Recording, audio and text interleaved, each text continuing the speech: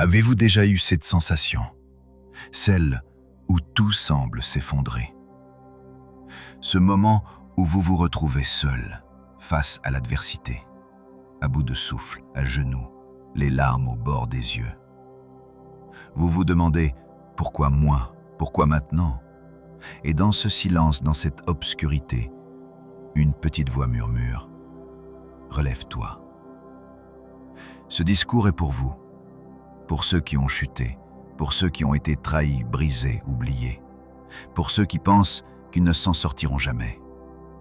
Restez jusqu'à la fin, car aujourd'hui, nous allons réveiller cette force en vous. Ce voyage à travers l'univers spirituel t'inspire? Prends un instant pour liker cette vidéo. Ça ne coûte rien, mais pour moi, ça fait toute la différence. Elle déferle comme une mer agitée, avec ses vagues de bonheur et ses tempêtes de douleur.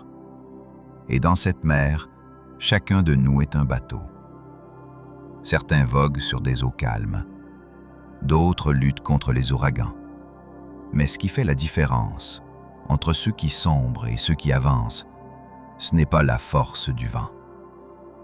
C'est la solidité de la voile, la capacité à se relever, encore et encore. C'est cela la résilience. La résilience n'est pas nier la douleur. Ce n'est pas prétendre que tout va bien quand tout s'effondre. C'est regarder la réalité en face, accepter la blessure et choisir d'en faire une force. C'est tomber 7 fois et se relever 8. Prenons l'exemple de Nelson Mandela. Il a passé 27 ans en prison, enfermé pour avoir défendu ses idéaux, humilié, brisé physiquement. Pourtant, il est sorti debout, le cœur rempli de paix, la voix pleine d'espoir. Pourquoi? Parce qu'il avait cette conviction inébranlable que son combat valait la peine. Il a transformé sa douleur en vision. Voilà ce que fait un être résilient. Il ne se laisse pas définir par ses blessures, il s'en sert comme tremplin. La résilience est aussi un mécanisme naturel. Dans le cerveau, l'amygdale, le centre des émotions, réagit à la peur et au stress. Mais grâce à la neuroplasticité, nous pouvons rééduquer notre cerveau à répondre avec calme et lucidité.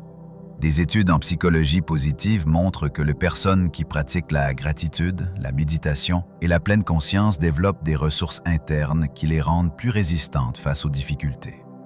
Alors non, la résilience n'est pas un don réservé à quelques élus. C'est une compétence que l'on cultive, une discipline intérieure, un choix quotidien. Chaque tempête cache une opportunité. Derrière chaque perte, un apprentissage.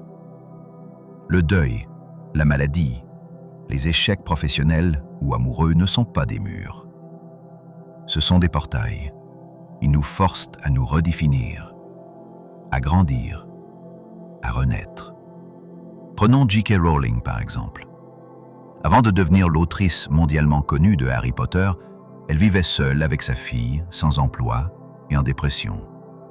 Elle a écrit son roman dans un café sans savoir si elle serait un jour publiée. Ce que la société voyait comme une femme au fond du trou était en réalité une âme en gestation. La résilience, c'est cette capacité à dire « Je ne suis pas ce qui m'est arrivé. Je suis ce que je choisis de devenir après cela. » Un exercice puissant, écrivez la liste de vos plus grandes blessures. Puis, en face de chacune, notez ce que vous en avez tiré. Quelle force, quelle leçon. Vous verrez que vous avez plus grandi dans la douleur que dans le confort. La résilience n'est pas spectaculaire.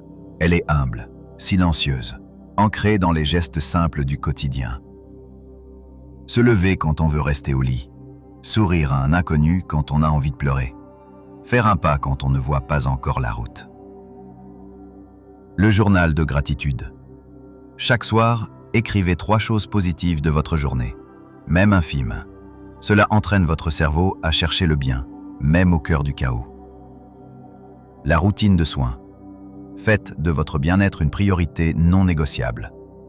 Dormez, bougez, respirez, mangez équilibré. Le corps soutient l'esprit.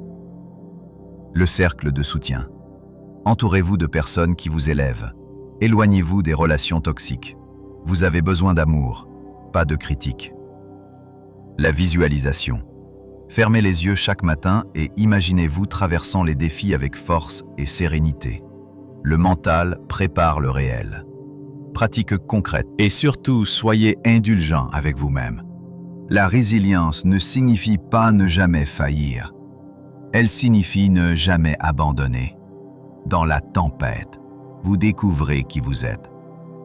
Il est facile d'avoir foi en soi quand tout fonctionne. Mais c'est quand les choses se brisent que le vrai vous émerge. Lorsque la perte vous arrache votre confort, que reste-t-il? Vos valeurs, vos convictions, votre feu intérieur. Dans la mythologie japonaise, on raconte que les maîtres du kintsugi réparent les céramiques cassées en comblant les fissures avec de l'or. Le message est simple. Les cassures ne diminuent pas la valeur, elles la subliment. Faites de votre vie un art du kintsugi. Ne cachez pas vos blessures. Montrez-les, honorez-les. Elles sont la preuve que vous avez vécu, aimé, souffert et surtout que vous avez survécu. Et si tu ressens une connexion avec les messages que je partage ici, pense à t'abonner à la chaîne Univers Spirituel pour ne rien manquer de nos prochaines explorations de l'âme, de l'énergie et de la conscience. Active aussi la cloche pour être guidé dès qu'une nouvelle vidéo est mise en ligne. Merci pour ta lumière et ta présence.